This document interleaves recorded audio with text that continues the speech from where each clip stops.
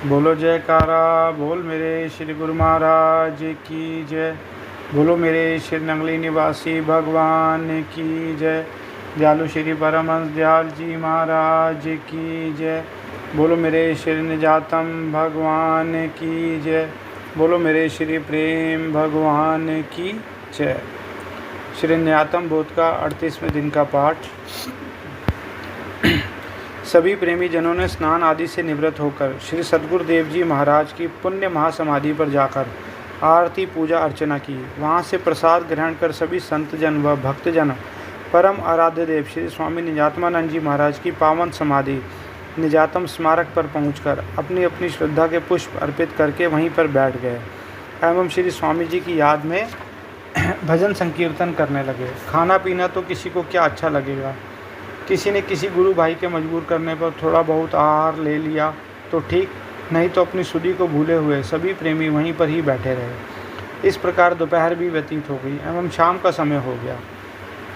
श्री स्वामी निजात्मानंद जी महाराज के शरीर शांत होने का दुखद समाचार सुनकर श्री आनंदपुर साहब से भी शाम को श्री स्वामी बेअंतानंद जी महाराज, श्री स्वामी सतगुरु सेवानंद जी महाराज, श्री स्वामी सतविचारानंद जी महाराज एवं स्वामी गुरु दर्शनानंद जी नंगली निवासी श्री स्वामी स्वरूपानंद जी महाराज के सच्चे प्रेम दीवाने को अपनी भावांजलि श्रद्धांजलि समर्पित करने श्री गुरु मंदिर नंगली साहब में उनकी पुण्य स्मारक पर पहुँचे। साय लगभग 4 बजे के करीब अभी यह लोग अन्य संगत के साथ ही श्री निजातम स्मारक पर ही बैठे थे कि अचानक ही बाबा बाई जी संत अभेद कृष्णानंद जी को सुरती जो कि श्री महाराज जी ध्यानमग्न होने के कारण पिंड देश को छोड़कर ब्रह्मांड में पहुंच चुकी थी, इसी कारण उनका शरीर बेसुधी की हालत में पहुंच गया। इसलिए उनको साथ ही के कमरे में एक चारपाई पर ले जाकर लिटा दिया गया। जो शरीर वृद्धावस्था के कारण चलने फिरने में भी असमर्थ हो, बोलने में कष्ट महसूस हो, उसी शरीर का बड़े ही ऊंचे ऊंचे स्वर में बोलना और बेसुधी की हालत में किसी को पुकारना और पहचानना, इससे यह सिद्ध होता है कि उस शरीर में कोई दिव्य शक्ति विद्यमान हो गई है। यही अवस्था उस समय ठीक बाबा बाई जी की थी, जिस समय उनको चारपाई पर लिटा दिया गया था। ऐसी अवस्था में संत अभेद कृष्णानंद जी बाबा बाई जी ने 3 बार बड़े ही ऊंचे स्वर में श्री स्वामी निजात्मानंद जी महाराज की भाषा में एक ही शब्द को दोहराया कि मैं आ गया हूँ, मैं आ गया हूँ, मैं आ गया हूँ। उस तेजस्वी अमृतवाणी को सुनकर सारे वातावरण में सन्नाटा सा छा गया। उन्होंने 1 मिनट मौन रहने के बाद फरमाया कि मेरे सभी शिष्य संत महात्मा व भक्तजन, क्या स्त्री क्या पुरुष, सभी को जो मेरे अंतिम समय पर मौजूद थे या जो बाद में पहुँचे हैं, उन्हें बुलाकर यहाँ एकत्र करो। यह मेरी आज्ञा है। मैं उन सबको अपना अंतिम आदेश सुनाने के लिए ही इस शरीर में आया हूँ। साथ ही गुरु दरबार के प्रमुख महापुरुष स्वामी अभेदानंद जी, स्वामी अजूनियानंद जी एवं श्री स्वामी जी महाराज के शिष्य महात्मा सार शब्दानंद जी, गुरु सेवानंद जी, पूर्ण शब्दानंद जी, निज शब्दानंद जी, प्रेम श्रद्धानंद जी, प्रेम रोशनानंद जी व संत दयाल कृष्णानंद जी, संत दयाल रामानंद जी आदि को पुकार कर बुलाया और सबको मुखातिब करके फरमाने लगे कि मैं कहीं नहीं गया हूँ, मैंने केवल अपना चोला ही बदला है। तो बाबा बाई जी के रूप में प्रविष्ट श्री स्वामी जी महाराज के इस श्रीमुख वाक्यों को सुनकर स्वामी अभेदानंद जी ने पूछा कि महाराज, अगर चोला ही बदला है तो नया चोला कौन सा धारण किया है। स्वामी अभेदानंद जी के इतना पूछने पर उन्होंने चारपाई के पास खड़े 2-4 महात्मा भाइयों के हाथ पकड़े व पकड़ कर छोड़ दिए। इसी बीच इस दास का हाथ पकड़ा और जोर से अपनी ओर खींचकर बोले कि यही चोला मेरा है जो मैंने बदला है। मैं अब इसी चोले में आया हूँ, यह मेरा ही स्वरूप है। आप सबके लिए मेरी यही अंतिम आज्ञा है कि आज ही इसको गुरु प्रेमानंद को मेरे पलंग पर बैठा दिया जाए, ताकि आने वाली संगत को खाली पलंग देखकर निराश ना होना पड़े। मेरी इस आज्ञा का पालन तुरंत ही होना चाहिए। यह कार्य आज संध्या से पहले हो जाना चाहिए। साथ में यह भी फरमाया कि मेरी इस आज्ञा के बाद किसी महात्मा या भक्त के मन में किसी भी प्रकार की कोई शंका हो तो वह अभी कह दो। बाद में कोई मत कहना कि मैं बड़ा था या यह हक तो मेरा था, मैं अभ्यासी था इसलिए मेरा हक था, या मैं दरबार में पहले आया था यह हक तो मेरा बनता था। अभी सब सोच विचार कर ले। थोड़ा रुक कर फिर कहने लगे कि सुन गुरु ब्रह्मानंद, तेरे लिए भी मेरी यही आज्ञा है कि तू बड़ा मत बन जाना। सेवादार बनकर गुरु दरबार की सेवा करना, सबके साथ प्रेम व्यवहार करने के साथ ही पूर्ण रूप से अपने कर्तव्य का पालन करना, सभी संगत व महात्माओं को मेरा यही अंतिम आदेश है कि इसको मेरा ही रूप मानकर इसकी आज्ञा में ही रहना। इस प्रकार अपना अंतिम आदेश देकर महाराज श्री मौन हो गए। काफ़ी समय के बाद बाबा बाई जी की सूरती जब पिंड देश में लौटी तो उसके बाद उसी शरीर से आवाज़ तक न निकल रही थी, क्योंकि वृद्धावस्था के कारण शरीर काफ़ी निर्बल हो चुका था। श्री निजातम प्रभु के आदेशानुसार पलंग पर बैठना। 19 मार्च 1949 शाम को लगभग 6 बजे आरती से पहले ही श्री महाराज जी की आज्ञा का पालन करते हुए श्री स्वामी अभेदानंद जी महाराज ने सभी निजातम अनुयायियों, संतों व भक्तों से कहा कि श्री स्वामी निजात्मानंद जी महाराज की आज्ञानुसार ही यह सारा कार्यक्रम किया जा रहा है। उन्होंने छोटे बड़े सभी गुरु भाइयों व संगत को साथ लेकर इस दास को प्रातः स्मरणीय श्री 108 स्वामी निजात्मानंद जी के पलंग पर बैठाकर श्री स्वामी जी महाराज जी का चोला पहनाया व तिलक लगाया। उपस्थित संत समाज एवं सभी निजात्मा अनुरागियों ने भी श्रद्धा प्रेम से निजातम प्रभु के आदेश की पालना करते हुए इस दास को सम्मान दिया व तिलक अभिषेक की रस्म पूर्ण की। तत्पश्चात सभी संत मंडल व सेवक समाज ने परम श्रद्धेय श्री सद्गुरुदेव जी महाराज नंगली निवासी भगवान जी के श्री चरणों में पहुंचकर दंडवत प्रणाम करके प्रेम पूर्वक गुरुदेव भगवान की आरती उतारी। पूजा अर्चना के बाद इस दास ने श्री स्वामी निजात्मानंद जी महाराज द्वारा सौंपे इस सेवा कार्यभार को उठाने के हेतु श्री गुरु महाराज जी के से आशीर्वाद प्राप्त किया तथा सभी निजातम अनुयायियों को साथ लेकर अपने परम पूज्य परम श्रद्धेय गुरुदेव श्री स्वामी निजात्मानंद जी महाराज की पावन समाधि निजातम स्मारक पर पहुँचे। वहाँ भी सभी प्रेमियों ने श्री स्वामी जी महाराज के श्री चरणों में दंडवत प्रणाम किया एवं यही प्रार्थना की कि किस दास को आप श्री जी ने जो भी आज्ञा प्रदान की है उसकी सफलता के लिए इसे शक्ति प्रदान करें, ताकि यह दास आपकी आज्ञा का पालन व गुरु दरबार की सेवा का कर्तव्य निभा सके। सच तो यह है कि श्री गुरु महाराज जी के नाम का यशगान इस दास के द्वारा जहाँ तहाँ भी हो रहा है। यह सभी श्री निजातम प्रभु की संकल्प शक्ति ही काम कर रही है। उनकी प्रेरणा से ही यह सब कुछ हो रहा है। आने वाले समय में वही होता रहेगा जिससे गुरु दरबार की शान मान बढ़े।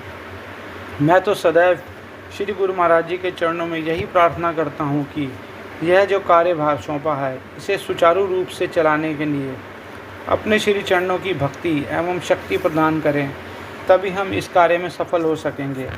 आज उनकी दृष्टि से ही अनेकों जगह उनके नाम का प्रचार प्रसार हो रहा है। बोलो जयकारा बोल मेरे श्री गुरु महाराज की जय।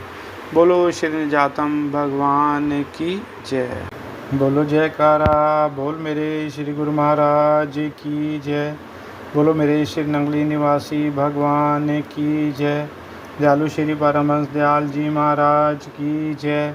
बोलो मेरे श्री निजातम भगवान की जय। बोलो मेरे श्री प्रेम भगवान की जय। श्री निजातम बोध का 39वें दिन का पाठ। आज का शीर्षक है ताज का राज। परम श्रद्धेय प्रातः स्मरणीय श्री 108 स्वामी निजात्मानंद जी महाराज के शरीर शांत होने के पश्चात महाराज श्री के वस्त्र आदि जिन प्रेमियों एवं संतों के हाथ लगे हुए उन्होंने श्री निजातम प्रभु की स्मृति मानकर आदरपूर्वक अपने पास दर्शनार्थ रख लिया। आराध्य देव श्री 108 स्वामी निजात्मानंद जी महाराज का ताज यानी कि टोपी भक्त राम स्वरूप भाटिया वाल्टरगंज बस्ती के यहाँ चला गया। 1 साल 2 साल 3 साल बीत गए। तीसरे साल भाटिया जी को श्री स्वामी निजात्मानंद जी महाराज के स्वप्न में दर्शन हुए। श्री निजातम प्रभु ने स्वप्न में ही उन्होंने कहा कि क्यों भाई राम स्वरूप, तेरे पास हमारी टोपी पड़ी है, वो टोपी तेरे पास रखने की चीज़ नहीं है, इसे जल्दी से गुरु प्रेमानंद को देकर आओ। स्वप्न में आज्ञा होने पर भी भक्त जी ने लालच किया कि क्यों दूँ, महाराज जी की जो चीज़ है ये मेरे पास उनकी निशानी है। इस प्रकार स्वप्न में 2 बार ताज पहुंचाने के लिए आदेश दिया तो भक्त जी ने पत्र द्वारा हमें सूचित किया कि श्री 108 स्वामी निजात्मानंद जी महाराज का ताज मेरे पास है।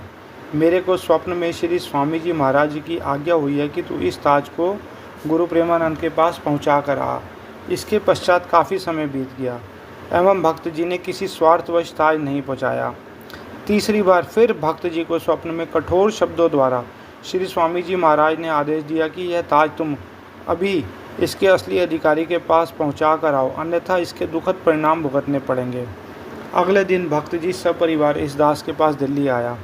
आते ही उन्होंने क्षमा याचना की और स्वप्न की सारी कहानी वह ताज भेंट करते हुए सुनाई कि श्री स्वामी निजात्मानंद जी महाराज का कहना है कि इस ताज को गुरु प्रेमानंद के सिवा कोई दूसरा नहीं रख सकता, इसको वही पहन सकता है, यह मेरी आज्ञा है। मैंने यह ताज उसी को दिया है, अगर नहीं पहुंचाओगे तो धोखा खाओगे। इस प्रकार वह ताज इस दास तक पहुंचा। आज भी श्री निजातम स्मृति सम्मेलन पर भक्तजन उस परम पवित्र ताज के दर्शन करके कृत्य कृत्य हो जाते हैं। ताज, सोटी व चोले के दर्शनों से श्री निजातम प्रभु की स्मृति हृदय पटल पर अंकित हो आती है। सच तो यह है कि उनकी स्मृति ही हमारे जीवन की प्रेरणा स्रोत है। महापुरुषों की स्मृतियों की कीमत ना समझने वालों को क्या परिणाम भुगतने पड़ते हैं, इसी प्रमाण को दादा गुरुदेव परमहंस दयाल जी का यह प्रेरक प्रसंग सिद्ध करता है कि श्री परमहंस दयाल जी महाराज राजस्थान में अपने किसी प्रेमी के घर एक बार गए हुए थे। उसका एक मित्र था, वह नास्तिक वृत्ति का था। वह हर रोज़ उसके घर आता, परंतु जब महाराज श्री उसके घर पधारते तो वह कहने सुनने से भी नहीं आता था। एक बार मित्र के काफ़ी कहने पर वह चला आया। महाराज श्री के दर्शन किए तो विनती करने लगा, महाराज आप कल भोजन हमारे यहाँ करना। उसको काफ़ी समझाया कि तू पहली बार आया है, अभी सत्संग आदि सुनो, जब तुम्हारे मन की मैल साफ़ हो जाएगी तब हम तुम्हारे यहाँ चलेंगे। काफ़ी समझने पर भी वह नहीं माना और महाराज श्री को हाँ करनी पड़ी। दूसरे दिन वह समय पर महाराज को लेने नहीं आया। काफ़ी देर तक देखते रहे। आखिर परमहंस दयाल जी का सेवक अपने उस मित्र के पास गया और उसे ले आया। इधर महाराज श्री को 103 डिग्री बुखार हो गया। वह कहने लगे, भाई अब हम नहीं जाएंगे क्योंकि हमने भोजन तो करना ही नहीं है। उसके काफ़ी आग्रह करने पर महाराज श्री उसके निवास स्थान पर चले गए। जब महाराज श्री के आगे भोजन की थाली रखी गई, वह भोग लगाने लगे तो उस भक्त को खांसी आई और उसकी बलगम एकदम थाली में जा गिरी। महाराज श्री कहने लगे, हमने पहले ही कहा था कि आज हमने भोजन नहीं करना। वह बिना भोजन किए ही वापस आ गए। इधर अब भक्त जी के मन को चैन नहीं मिलता कि मेरे घर से साधु ऐसे ही वापस चले गए। वह ऐसी चिंता में रहने लगा। एक सप्ताह के अंदर अंदर उसके घर का हुलिया बिगड़ गया, नौकरी छूट गई, जेल हो गई आदि। आखिर वह फिर महाराज श्री के पास पहुंचा और भूल की क्षमा याचना की। इस पर गुरुदेव फरमाने लगे, यह अब की गलती का फल नहीं है, यह तो तेरे से कोई और गलती हुई है। वह घट घट की पट पट की जानने वाले थे। अतः फरमाया कि तेरे घर में एक संदूक पड़ा है और उस संदूक में किसी फ़कीर की टोपी पड़ी है। तेरे पास उस फ़कीर के ताज का निरादर हो रहा है, अतः तू जल्दी से जल्दी उसे ढूंढकर मंदिर में रखकर पूजा कर, तेरा सारा काम सही हो जाएगा। महाराज श्री के आदेशानुसार उनका आशीर्वाद प्राप्त कर भक्त जी सीधे वहाँ से घर गए। घर का सारा सामान खोजा, आखिरकार वह टोपी ताज मिल गया। जिस प्रकार महाराज श्री ने कहा था वैसे ही उसने किया तो उसके सारे कार्य सिद्ध हो गए। अतः पुनः सुखी जीवन व्यतीत करने लगा। सच तो यह है कि महापुरुष हमेशा इस संसारी जीव को चेतावनी देते रहते हैं कि कहीं यह जीव पथ भ्रष्ट ना हो जाए। महापुरुष हमेशा जीव की भलाई ही सोचते हैं, वह इन्हें दुखी नहीं देख सकते। महापुरुष तो अपनी तपस्या साधना का फल भी इन संसारी जीवों की सुख शांति के लिए अर्पित कर उनके दुख स्वयं अपने ऊपर ले लेते हैं। महापुरुषों की बार बार चेतावनी की भी अगर जीव परवाह नहीं करता तो उसे इस संसार के सभी दुख भोगने पड़ते हैं। हमारे श्री निजातम प्रभु जीवन पर्यंत गांव-गांव, नगर-नगर भ्रमण करते रहे तथा मोह माया में सारे प्राणियों को जागृत कर निजातम बोध कराते रहे। यही कारण है कि आज भी हजारों लाखों प्रेमी जन उनकी स्मृति आते ही उनके प्रेम में दीवाने हो जाते हैं। वह उनके नैनों से प्रेमाश्रु बहने लगते हैं। अब भी वह समय समय पर अपने प्रेमियों को दर्शन देकर उनका पथ प्रदर्शन करते हैं। उनके दर्शन करते ही प्रेमी श्री गुरु महाराज की पूजा सेवा अर्चना में तन मन धन से नौछावर होने लगते हैं। निजातम प्रभु का प्रेम ही सभी प्रेमियों को प्रभु चरणों की भक्ति की ओर प्रेरित करता है। जो भी जीव जीवन में एक बार उनके सानिध्य में आया, बस वह प्रभु प्रेम में विभोर होकर संसार का त्याग कर कर इन्हीं का ही बनकर रह गया। जिन जिन प्रेमी जनों ने उनकी चरण शरण में पहुंचकर निजातम बोध की प्राप्ति की, वह अन्य संसारी लोगों को इस मार्ग पर चलने की प्रेरणा दी। उन संत महापुरुषों की जीवन झलकियों का दर्शन द्वितीय पुष्प में प्रेमी पाठकों के समक्ष प्रेरणा स्रोत के रूप में पेश किया जाएगा। बोलो जयकारा, बोल मेरे श्री गुरु महाराज की जय। बोलो श्री निजातम भगवान की जय।